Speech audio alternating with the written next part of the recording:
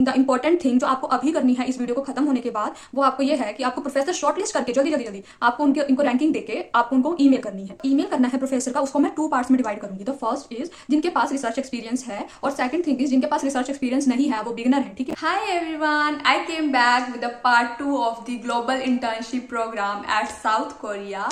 So I hope आपने अपनी applications को प्रिपेयर करना स्टार्ट कर दिया होगा, बिकॉज एप्लीकेशन पीरियड स्टार्ट हो चुका है 2 फरवरी से।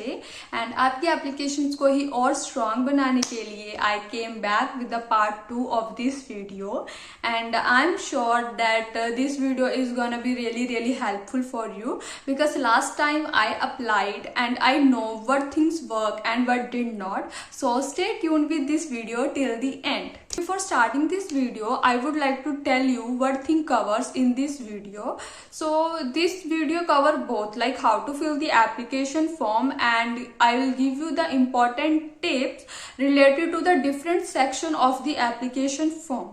Okay, let's start step by step. The step 1 is how to sign up for this internship program. तो सबसे पहले आपको क्लिक करना है अप्लाई साइन अप पर। अब ध्यान से देखो, अप्लाई साइन अप पर जब आप क्लिक करोगे ना, आपके पास ये आएगा फॉरेन एप्लीकेंट रजिस्ट्रेशन पॉपअप। तो आपको साइन अप करने के लिए ये सब फिल करना पड़ेगा। आपका name, date of birth, telephone, gender, nationality, zip code, address, सब कुछ तो आप कर दोगे। ठीक है।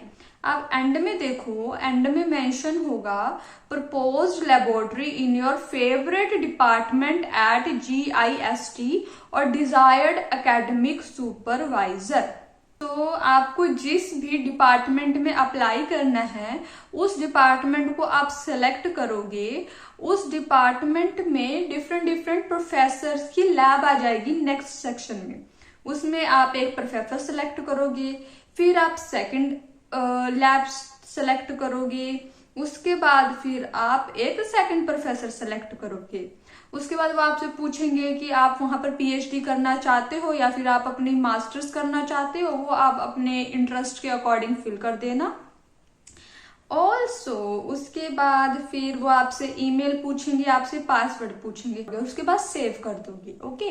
सो आपको ये चीज याद में रखनी है कि ये जो आपने डिपार्टमेंट चूज करी है ना, ये कोई फिक्स नहीं है। आप जब साइन अप कर लोगे तो आप इसको बाद में चेंज कर सकते हो। आप प्रोफेसर्स भी बाद में चेंज कर सकते हो। तो अगर अभी आपको श्योरिटी नहीं है तो आप जस्ट कोई भी फिल कर दो और बाद में उसको चेंज कर लेना। Okay. So this is the step 1, how to sign up for this internship program. Let's move to the step 2. तो स्टेप 2 इज रियली इंपॉर्टेंट। जैसा कि आप देख सकते हो, department to which you wish to apply 1 and 2। तो आपको 2 department मिलेंगे। आप 2 डिपार्टमेंट सेलेक्ट कर सकते हो और उसमें से आपको एक प्रोफेसर ही चूज करना है जिसके अंडर आप इंटर्नशिप करना चाहते हो। अब आपको यहाँ पर सिर्फ 2 ही प्रोफेसर सेलेक्ट करने हैं। तो इट इज वेरी इंपॉर्टेंट कि आप एक सही प्रोफेसर चूज करो। प्रोफेसर चूज करने से पहले आपको ये बातों का ख्याल रखना है कि आपका रिसर्च इंटरेस्ट, आप जिस फील्ड में रिसर्च करना चाहते हो या फिर आप जो स्टडी कर रहे हो अंडर ग्रेजुएट और मास्टर्स में, और जो आपके पास रिसर्च एक्सपीरियंस है, वो प्रोफेसर के लैब के रिसर्च एरिया के साथ बहुत ही अच्छा मैच करना चाहिए। तभी प्रोफेसर आपकी प्रोफाइल में इंटरेस्टेड होंगे। आपका जो रिसर्च फिट है ना, वो तो बिल्कुल 100% होना चाहिए, तभी आपके यहाँ पर सिलेक्शन रेट हाई हो सकते हैं। आप यहाँ पर देख रहे हो, मैं केमिस्ट्री बैकग्राउंड की हूँ, तो मैंने यहाँ पर केमिस्ट्री के प्रोफेसर्स अटैच करे हैं। ठीक है। तो जैसे अगर आप भी केमिस्ट्री बैकग्राउंड के हो, तो जितने भी आपको ये प्रोफेसर दिख रहे हैं ना, आपको सबकी लैब को ओपन करना है, उनके सबका रिसर्च एरिया देखना है, और जितने भी प्रोफेसर आपके रिसर्च एरिया के साथ प्रोफेसर का रिसर्च एरिया और आपका रिसर्च एरिया मैच कर रहा है ना, आपको उन प्रोफेसर को रैंकिंग दे के एक लिस्ट बना लेनी है। अब आपने अपने प्रोफेसर सेलेक्ट कर लिए, आउट ऑफ 20 आपने 5 सेलेक्ट किए हैं। ओके। पर लेकिन एप्लीकेशन फॉर्म में तो आपको एक ही प्रोफेसर का नेम देना है। ठीक है। तो यहाँ पर अब आप करोगे स्टेप 2 का बी पार्ट ये है कि ये जो प्रोफेसर हैं, इन पे जो फर्स्ट नंबर पे जो प्रोफेसर है, जो आपकी टॉप प्रायोरिटी है कि मुझे तो इसी की लैब में जाना है, आप क्या करोगे, आपको उनको एप्लीकेशन आपको उनको मेल भेजनी है। मेल में ऐसा होता है कि आप उनको अपने बारे में इंट्रोड्यूस करते हो और आप उनको बताते हो मैं आपकी लैब में क्यों इंटरेस्टेड हूँ रिसर्च इंटर्नशिप करने के लिए, और फिर आप उनसे ये भी पूछते हो क्या आपकी लैब में ओपन पोजीशन है एक समर इंटर्न के लिए, ग्लोबल इंटर्नशिप प्रोग्राम के लिए आपकी लैब में एक ओपन इंटर्न पोजीशन है कि नहीं है। ये चीज बहुत ज्यादा जरूरी है। ऐसा नहीं है कि आपका रिसर्च फिट हो गया तो सब कुछ ठीक है, नहीं, क्या पता वो आपका प्रोफेसर इंटर्न ले ही ना रहा हो तो आप क्या करोगे, आपके तो चांस बिल्कुल 0 हो जाएंगे क्योंकि आपको एक ही प्रोफेसर सेलेक्ट करना है, राइट। तो जैसे आपको 2 डिपार्टमेंट मिले हैं ना, तो आपको सेम करना है। डिपार्टमेंट ऑफ केमिस्ट्री के शॉर्टलिस्ट करती है। अगर आपका सेकंड डिजायर्ड लेबोरेटरी और department college of life science है तो लाइफ साइंस के भी ऐसे आपको प्रोफेसर सेलेक्ट कर लेने हैं। ओके, तो 2 डिपार्टमेंट है ना, department of chemistry and department of life science. Okay, एक प्रोफेसर, एक मेल इस प्रोफेसर को डालो, एक मेल इस प्रोफेसर को डालो, साथ साथ में काम करो because application period is very small. Professor तो आपको 15-15, 20-20 दिन तो रिप्लाई ही नहीं देंगे और इसी रिप्लाई के ऊपर आपका डिपेंड करता है कि आपको इस एप्लीकेशन फॉर्म में स्टडी प्लान क्या फिल करना है, क्योंकि जो प्रोफेसर आपको रिप्लाई देंगे आप उन्हीं के लैब के अकॉर्डिंग स्टडी प्लान अपना सबमिट करोगे ना। तो the main thing, the important thing जो आपको अभी करनी है इस वीडियो को खत्म होने के बाद, वो आपको ये है कि आपको प्रोफेसर शॉर्टलिस्ट करके जल्दी आपको इनको रैंकिंग देके आपको उनको ईमेल करनी है। ओके, तो let's move to the step 3। So step 3 is how to approach a professor. ये बहुत ज्यादा इंपॉर्टेंट स्टेप है। अगर आपकी अप्रोच ही गलत होगी तो प्रोफेसर आपको रिप्लाई नहीं करेंगे और आपकी जो इंटर्नशिप की सिलेक्शन रेट है ना वो बहुत ही ज्यादा डाउन चले जाएंगे। ओके, तो जो ईमेल करना है प्रोफेसर का उसको मैं 2 पार्ट्स में डिवाइड करूंगी। द फर्स्ट इज जिनके पास रिसर्च एक्सपीरियंस है और सेकंड थिंग इज जिनके पास रिसर्च एक्सपीरियंस नहीं है, वो बिगिनर है। ठीक है, तो जिनके पास तो रिसर्च एक्सपीरियंस है वो तो ऐसे प्रोफेसर को पहले फर्स्ट पैराग्राफ में अपना इंट्रोडक्शन देंगे। सेकंड प्रोफेसर में वो ट्राई करेंगे कि जो उनका रिसर्च एरिया है और जो प्रोफेसर का रिसर्च एरिया है वो अच्छे से मैच करे। उसमें आप ऐसे मेंशन कर सकते हो कि मैंने अपने बैचलर्स, मास्टर्स या फिर जब मैंने इंटर्नशिप करी थी कहीं और तो मैंने इन प्रोजेक्ट्स पे काम किया था और ये जो मेरे प्रोजेक्ट हैं ये आपके जो लैब में रिसर्च एरिया है उसके साथ बहुत अच्छा फिट है। तो मैं आपकी लैब में ये स्पेसिफिक टेक्निक सीखना चाहती हूँ या फिर इस रिसर्च एरिया पे फर्दर और रिसर्च करना चाहती हूँ और मुझे लगता है कि आपकी लैब मेरे लिए बहुत ही बेस्ट रहेगी। और थर्ड पैराग्राफ में आप मेंशन करोगे अपनी स्किल्स। आपको वो स्किल्स मेंशन करनी है जो कि प्रोफेसर के लैब में जो काम हो रहा है उनको वो जो स्किल यूज कर रहे हैं आपको वैसी कुछ स्किल्स अपनी उस पे मेंशन करनी है। मेल में कुछ भी झूठ नहीं लिखना आपको, आपके पास जो स्किल्स हैं आपको वही मेंशन करना है, चाहे 1 है, चाहे 2 है, चाहे 3, चाहे कंप्यूटेशनल है, चाहे टेक्निकल है, चाहे लेबोरेटरी स्किल्स है, कुछ भी मेंशन कर दो। ठीक है, और उसके बाद आपको एक लाइन लिखनी है, उनसे ये पूछना है क्या आपके लैब में ओपन इंटर्न पोजीशन है कि नहीं।